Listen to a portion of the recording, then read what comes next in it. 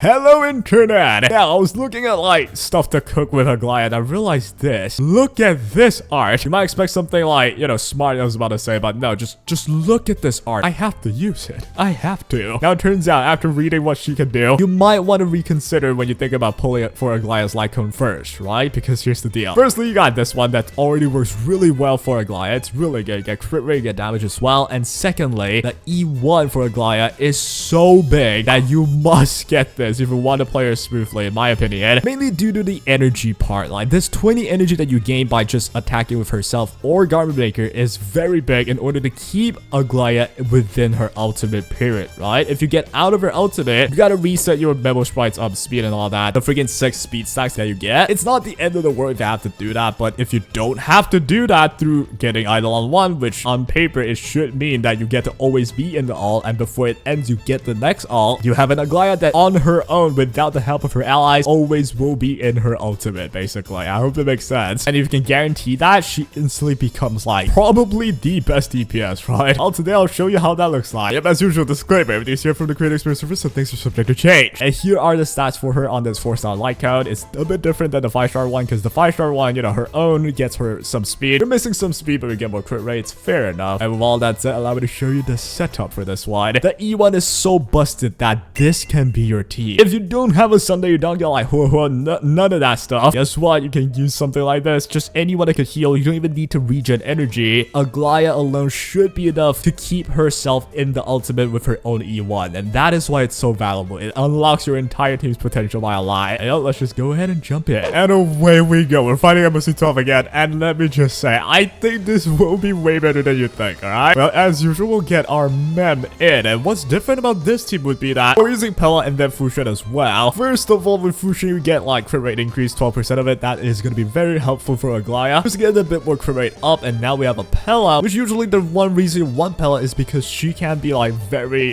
skill point efficient. Yo, with this team, you don't gotta care, baby. Just go and use all your skill points if you feel like it. We get a man push to Aglaea as usual. You've seen this a bunch of times already, so not much to really see here. But here's the first deal, right? I've done one extra basic right there, and that's already enough for me to get my entire ultimate. Usually, I would need a Sunday to push her up again for me to even consider getting it all, so that's a lot earlier now. So I'm gonna go and use it right now. And the main point of interest, I would say, is the moment I start ulting, how often can I keep my ult up? I've tried it without E1, even with a Sunday in my team. Sometimes I just don't get enough for the ultimate, especially when the wave changes and such. So yeah, let's just see with E1, can we keep just spamming the ultimate without having to reset ever, right? Right now, we're gonna have like almost halfway there, which is pretty dang good. It's a good omen right now. And here we go. We're gonna release the Pella. Boom. Here comes the death reduction. It will be really big for freaking Aglaea, because Aglaea is just like a crit DPS, I would say. The damage she'll do against death shredded enemies should be pretty dang good. And yeah, look at that. With Fushen, you don't gotta care about no debuffs. And now we have Mem. I'm just gonna use a basic, and then with Pella, I think I'm free to just spam E with Pella like permanently. I have that many skill points anyway. Here with the Q, notice the energy, yeah? I think just by doing this, I already get a lot. And like, look at that jump of energy right there. Same with freaking Garment Maker taking a turn and then attacking. I'm gaining so much energy that I'm almost full already. Yo. Dude, the icon is still so far away. I still have a whole turn of her. This might be the tech, I'm only using a 4-star light cone, so I think we want to actually get E1. This might be the easiest decision ever to just get the E1 over Lyco. This is so good. I'm gonna go over Q right now, and boom, we have enough for the ulti. I'm just gonna use it for fun. I can still hold it, honestly, but I'm gonna try and preserve this zero cycle, although it's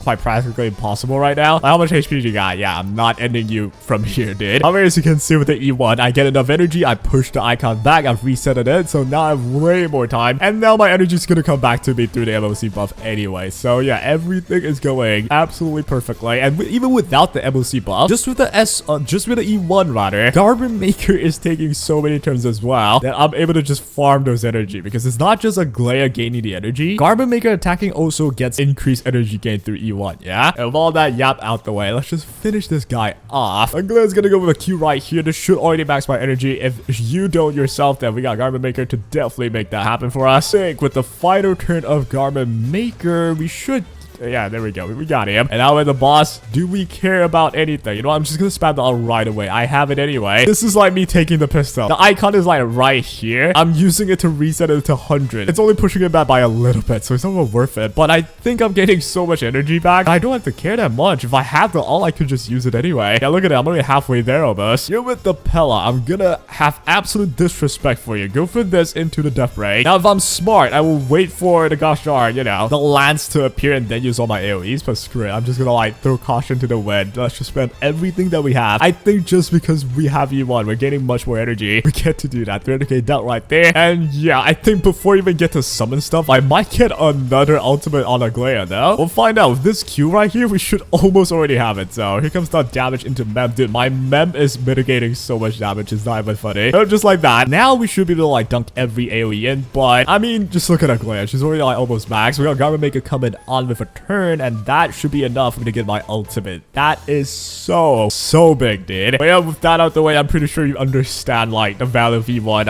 I definitely showed it well, right? If you've been following the channel before, even with Sunday in the team, right here is when I couldn't keep up energy for the ultimate, and I actually lost Garment Maker and lost all the buffs. Now, given if that ever happens to you, you just have to like rack it up again. But it can be a bit annoying, so this does alleviate that problem. Regardless, though, from this point onwards, it should just be the same thing. I can't really do like a 0 cycle clear no matter what, though. I don't think so. Hey, still all good though. We're gonna use an ult right there. Don't need it to use that. So, yeah, you know what? That's okay. That's okay. We got Mem pushing herself up, pushing Aglaea up again, and then we're gonna ult with Trailblazer as well. Get 40 charge instantly, and now we got Aglaea taking a turn. Go ahead and use a Q. Garment Maker is gonna take a turn. 400k dealt. I'm gonna use my ult anyway. 57 out of like the 100 mark, right? That's the icon, and I already have my ultimate. I don't see why I gotta like keep this. I think I permanently will have to chain up. Like I'll always be in the ult state, so my stats will always be cracked. So it's gonna be like mega speed. Same with Garment Maker as well. Freaking 400 speed range. It's stupid, dude. Go for the Q right here. Show me some damage. 430, not bad. It's kind of bad actually. My team's kind of low, and with Fushen at half max health gone, her passive kind of works weirdly, right? But I mean, we'll just use an E right here. And here comes a Garment Maker. 1.2 mil done by Garment Maker. Okay, I mean, that's pretty good. I don't know about you guys. Now then, with the second phase, I'm waiting for it to split my soul. There we go. Now we dunk it with the AoEs. Aglaea's icon is still very far off. We have more than enough time. If we can end it with this cycle, it's actually big, but there's no way, right? We'll do 1 Q right here. 91% is Mem. So with 1 Q right there, it should be nearly max. And with Fushen taking a turn, we should hit max, no problem. So let's go and do that. That means Mem gets a push up. We get Aglaea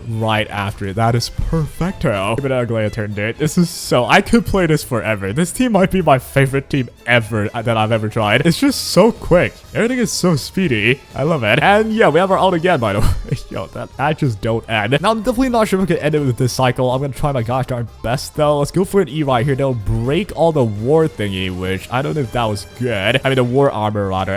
I feel I should have kept it for Aglaea, but hey, can't really control that. Here comes another turn, though. Can I end it here? There's no way, right? We'll go for a Q anyway, and if there's any miracle, then Mem would somehow take a turn here, but yeah, I don't think so. 76. I felt like there's a way, maybe, if I like really think hard. Imagine if Mem took the turn here, I could have pushed Aglaea, and then it would have been perfect, dude. Yep, too bad. We're just gonna use a Q right here, and then Garment Maker should maximize Mem. That means I get a turn. Get the turn, baby. And that should be that. Not quite so a 2 cycle, but it is a 3 cycle clear, right? A 3 cycle clear against this level of boss is pretty damn good, dude. It's not easy, man. Now we're gonna be back. We're gonna like slash me. Usually at this point, it's only like barely the second phase, I think. But if you're using any other teams, but with Aglaea, dude, it's pretty much over, especially if E1, dude. It feels so much better, man. Alright, I'm just gonna end this now. Let's go in and ult with Aglaea. Beautiful animation, by the way. And we're ending it with a Q, baby. Boom. Done up. That's a million right there. No sweat, no nothing. That's a 3 cycle clear against like 4 million HP for a boss. How good is that E1, dude? Now, if it's E1 plus the freaking plus her own Lycone, that'd be bad because, you know, you gotta pull both. But no, I'm using Sweat Now Cry Less. That gets you crit rate as well, which alleviates your relic quality too. You get 20 crit rate from this if you max it. You get 10 from Trailblazer. You get freaking 12 from Fushen as well if you're playing her. You get like freaking 40 crit rate for free on this setup. No, that's so easy to build. Like that just lifts so much pressure off of your relics, right? Yeah, that is why I think I'm gonna say it. E1 over the Lycone 100%. I do suggest everyone and anyone that wants Aglaea to prioritize the E1. The main reason is that while her Lycone is good, you get speed and stuff, right? You also get crit damage and all, but it doesn't get you energy. And energy for Aglaea is the one factor that makes her either smooth or, you know, a bit iffy, a bit awkward. It's not a big deal if you have like energy regenerators like Sunday and Woohoo together, but not everyone has those. And even if you do, it's not really enough energy to make sure Aglaea always get to like stay in the ultimate, especially if you get like debuff, especially if you are swapping waves, something like that. With the E1 though, you guarantee yourself you're going to be able to get your ultimate back right away before you get out of it. So for that value alone, the Eidolon is so much better, right? You get so much more energy. You also get increased damage as well. It's like a no-brainer. You have to get that E1. I think I'm sold. I'm gonna get the E1 for this one. And that will be all for today. Hope you guys enjoy and take care.